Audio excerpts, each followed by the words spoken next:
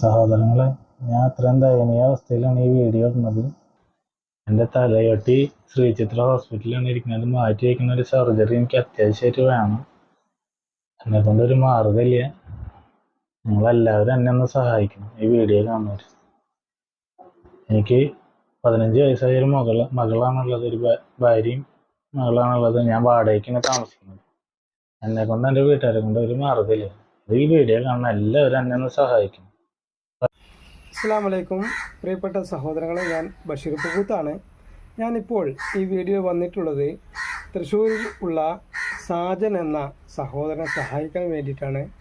അദ്ദേഹത്തിൻ്റെ തലയോട്ടി ഇപ്പോൾ ചിത്ര ഹോസ്പിറ്റലിലാണ്, ഫ്രീസറിലാണ്. അത് മാറ്റിവെച്ചാൽ അദ്ദേഹത്തിന് നമ്മളെപ്പോലെ നടക്കാനും എന്തെങ്കിലും കൂലിപ്പണിക്ക് പോകാനും എല്ലാം കഴിയും.